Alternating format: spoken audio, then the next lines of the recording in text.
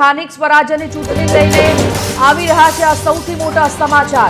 રાજકીય પક્ષોમાં મેરેથોન બેઠકો બાદ ઉમેદવારોના નામ જાહેર થવા લાગ્યા છે। એવામાં અંતે 6 મહાનગરપાલિકાની ભાજપની યાદી પણ તૈયાર થઈ ચૂકી છે। ગમે ત્યારે જાહેર થઈ શકે છે મનપાની યાદી। જી હા, સૌથી વધારે નજર મહાનગરપાલિકાની યાદી પર લોકોની રહેલી છે। એક પછી એક મનપાની યાદી જાહેર થવાની છે। એવામાં અમદાવાદમાંથી 100 થી પણ વધુ આગેવાનોની કપાઈ શકે છે ટિકિટ। જે સિનિયર આગેવાનો છે એ તમામ લોકોની ટિકિટ કપાવવાની શક્યતા અત્યારે તો હાલ પૂરતી જોવાઈ રહી છે। આ રાજકોટની વાત કરવામાં આવે તો 70% આગેવાનોને ટિકિટ આ વખતે નહીં આપવામાં આવે, એટલે કે અમદાવાદ રાજકોટ મહાનગરપાલિકામાં કોને આ વખતે ઉમેદવારના નામમાં સમાવેશ કરવામાં આવે છે તે નજર સૌ કોઈની રહેલી છે। વડોદરામાં પણ 40 આગેવાનોને ટિકિટ ન મળે તેવી સંભાવના છે। આ તરફ ભાવનગરમાં 30 મોટા માથાની ટિકિટ કપાય તેવી શક્યતા જોવાઈ રહી છે। જામનગરની વાત કરીએ તો જામનગરમાં પણ 30 થી 35% આગેવાનોને મોકો નહીં મળે। તો સુરત મહાનગરપાલિકામાં પણ 70 થી 80% આગેવાનો છે જેઓને આ વખતે નિરાશ થવું પડશે।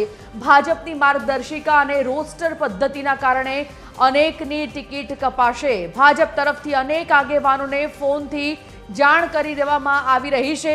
ભાજપે 2 મહાનગરપાલિકાના ઉમેદવારોના નામ જાહેર કર્યા છે।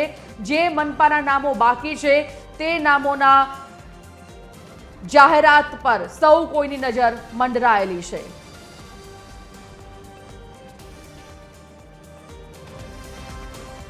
આજ મુદ્દા પર સહયોગી સંજય દવે લાઈવ જોડાઈ ગયા છે ન્યૂઝ રૂમથી। સંજય પાસેથી વિગત જાણીએ। સંજય, યાદી છેલ્લા 2 દિવસથી ધડાધડ જાહેર કરવામાં આવી રહી છે ઉમેદવારોની।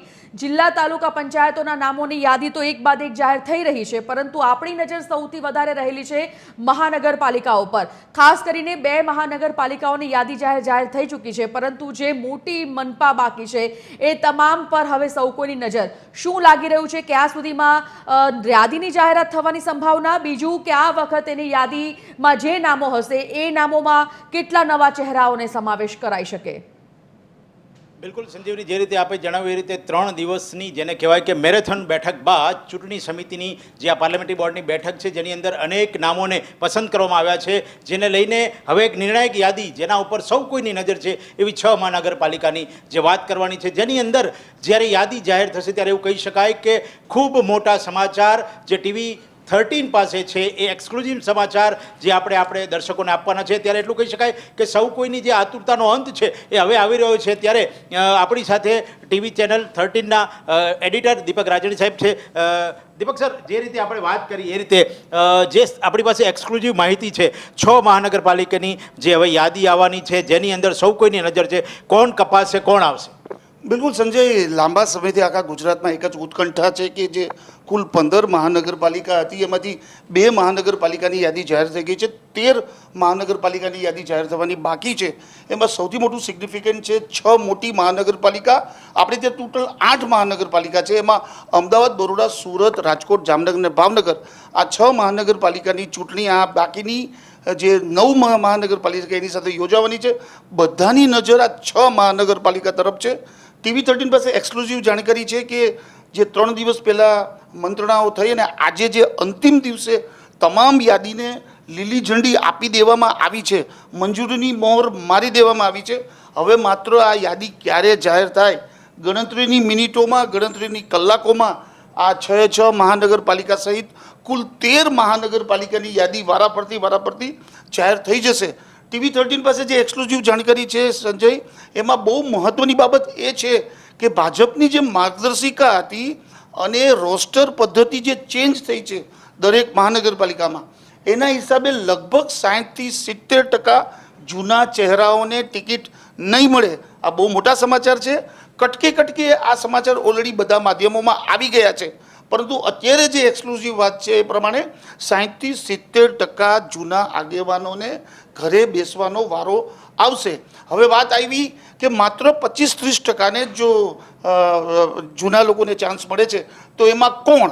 તો અમદાવાદમાંથી એવી માહિતી આવી રહી છે કે અમદાવાદમાંથી આશરે 100 જેટલા જૂના માથાઓની બાદબાકી થાય તેવી પૂરેપૂરી સંભાવના છે। સુરત જઈએ, અમદાવાદ પછીનું બીજું મોટું મહાનગર એટલે સુરત, તો સુરતમાં પણ એવું લાગી રહ્યું છે કે 60થી 70 જેટલા જૂના આગેવાનોને ટિકિટ નહીં મળે. એવી જ પરિસ્થિતિ બરોડામાં પણ છે કે બરોડામાં લગભગ 50-60 લોકોને ટિકિટ આપવામાં નહીં આવે. તો એના પછીનું શહેર એટલે રાજકોટ. તો રાજકોટમાં 72 સીટ છે. ગયા વખતે 4 કોંગ્રેસને મળી હતી, 68 ભાજપને મળી હતી. એમાંથી એવું માનવામાં આવે છે કે ઓછામાં ઓછા 40-50 લોકોને ના પાડી દેવામાં આવશે. જામનગરમાં અને ભાવનગરમાં પણ એવી જ વાત છે કે 60થી 70% લોકોને ટિકિટ નહીં આપવામાં આવે. હવે આ બધા લોકોની જો ટિકિટ નહીં આપવામાં આવે તો કોણ લડશે? તો ભારતીય જનતા પાર્ટી આ વખતે એકદમ યંગ ડેસિંગ નવા લોકોને જે આખી યાદી તૈયાર થઈ છે. કારણ કે જ્યારે આપણે સેન્સની પ્રક્રિયા ચાલી હતી ત્યારે રાફડો ફાટી નીકળ્યો હતો અને ઢગલાબંધ ઉમેદવારોના નામ ગયા છે. એમાંથી નવા ચહેરાઓને ભાજપ ટિકિટ આપવા જઈ રહ્યું છે. ભારતીય જનતા પાર્ટી પાસે અનેક સંગઠનો છે, તો એ સંગઠનોમાં કામ કરનાર લોકોને પ્રાધાન્ય આપવામાં આવશે.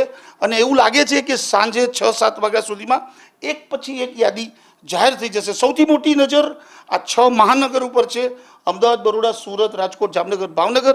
અને એ સિવાય બાકીની જે 7 મહાનગરપાલિકા બાકી રહી ગઈ છે. કારણ કે ગઈકાલે ઓલરેડી સુરેન્દ્રનગર અને નડિયાદ મહાનગરપાલિકાની યાદી જાહેર થઈ ગઈ છે. હવે બાકીની જે યાદીઓ છે એ આજ સાંજ સુધીમાં જાહેર થઈ જશે અને બહુ મોટી સરપ્રાઇઝ દરેક મહાનગર માટે હશે.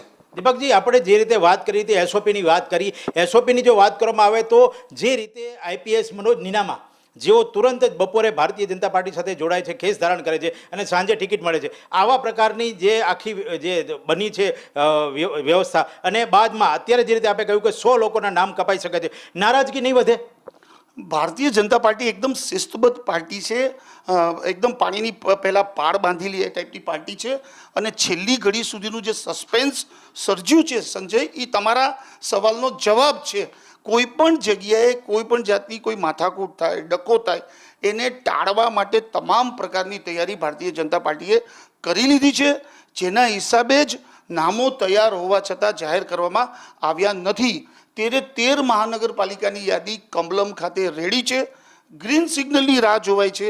આવતીકાલે છેલ્લો દિવસ છે ફોર્મ ભરવાનો અને દરેક શહેરોમાં વકીલો અને નિષ્ણાંતોની ટીમ બેસી ગઈ છે. ઘણી બધી જગ્યાએ સંજય જે જૂના આગેવાનો છે એને ટેલિફોન કરીને પણ જાણ કરી દેવામાં આવી છે. એટલે ડબલ દોરે ભારતીય જનતા પાર્ટી કામ કરી રહી છે. એક બાજુ જે આગેવાનોને પડતા મુકાવવામાં આવશે એનું લિસ્ટ તૈયાર થઈ ગયું છે. બીજી બાજુ જે યંગ ચહેરાઓ છે એને ઇનડાયરેક્ટ વેમાં જાણ કરી દેવાની તજવીજ હાથ થઈ રહી છે. સૌથી મોટી વાત એ છે સંજય કે ત્યાં એક બાજુ એક્સરસાઇઝ કમલમ ચાલી રહી છે, તો બીજી બાજુ દરેક શહેરના પ્રમુખો સાથે પણ કમલમ સતત સંપર્કમાં છે.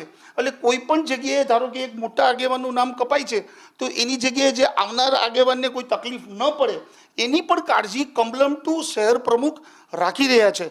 એટલે જે ડેમેજ કંટ્રોલ કરવાની જે વાત છે એ પણ થઈ જશે. અને આ તો અવળી મોટી ચૂંટણી છે. 10,000 ઉમેદવારો, જિલ્લા પંચાયત, તાલુકા પંચાયત, નગરપાલિકા અને મહાનગરપાલિકા.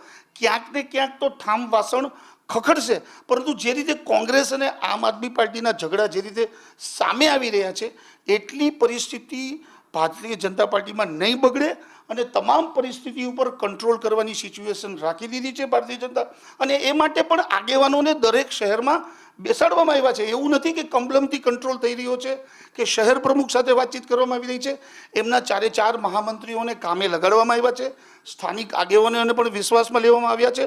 હવે સૌથી મોટી વાત એ છે કે જે આ યાદી તૈયાર થઈ ગઈ છે એ જાહેર થશે એટલે સત્તાવાર નામો બહાર આવશે. કોણ ઇન અને કોણ આઉટ એના ઉપર પ્રકાશ પડશે. બિલકુલ. તો સંજીવની, જે રીતે દીપકજીએ જણાવ્યું કે મિની માઇક્રો પ્લાનિંગ માટે જાણીતી એવી ભારતીય જનતા પાર્ટીની અંદર અસંતોષ નામનું જેને કહેવાય કે કદાચ એ શરૂઆત થાય તો એને ખાળવાની પૂરેપૂરી, દબાવવાની અથવા એને થાંભવાની પૂરેપૂરી શક્તિ છે, એની પાસે પ્લાનિંગ છે. એટલે જે રીતે દીપકજીએ કહ્યું કે અલગ અલગ વિસ્તારમાં, ફક્ત કમલમમાં નહીં પણ જિલ્લા વાઇઝ દરેક લોકોને એવી પ્રમુખ અને એવી વ્યવસ્થા સાથે માહિતી આપવામાં આવી છે કે જે તમામ પરિસ્થિતિને પહોંચી વળે અને તમામ પરિસ્થિતિ સાથે જેઓ ત્યાંથી જ્યારે નામની યાદી જાહેર થાય ત્યારે સત્તાવાર જાહેરાત થાય ત્યારે સૌ કોઈને ત્યાંથી જ જાહેરાત કરવામાં આવે. એટલે કે જે નામની યાદી તૈયાર છે સંજીવની, હવે ટૂંક સમયમાં જાહેર થાય. કારણ કે TV30 ને 2 દિવસ પહેલાં જ કહેલું હતું કે શુક્રવારે જાહેરાત થશે. જી બિલકુલ, ધન્યવાદ સંજય આ સમગ્ર જાણકારી માટે. તો સૌ કોઈની નજર રહેલી છે 6 મહાનગરપાલિકા પર, કારણ કે આ મહાનગરપાલિકામાં કોના નામોના લિસ્ટ જાહેર થાય છે, કોના પત્તા કપાય છે, કોને ટિકિટ મળે છે. ખાસ કરીને યુવા ચહેરાઓને પ્રાધાન્ય આપવાની આ વખતે જે ભાજપે વાત કરી છે એ યુવા ચહેરાઓ કોણ હશે, કોના પત્તા કપાઈ શકે છે. અનુભવો આટલા વર્ષોથી જે રાજકારણમાં ધરાવે છે તે અનુભવો આ વખતે જો નથી કામ લાગતો અથવા તો જો તેમને ટિકિટ નથી મળતી તેમની આશા પ્રમાણે, તો તેઓની નારાજગી કઈ રીતે એ પક્ષ દૂર કરશે, આ તમામ મુદ્દાઓ પર આ વખતે સૌની નજર રહેલી છે. પરંતુ અંતે 6 મનપાની ભાજપની યાદી તૈયાર થઈ ચૂકી છે. ગમે ત્યારે આ નામોની જાહેરાત થવાની પૂરેપૂરી સંભાવના.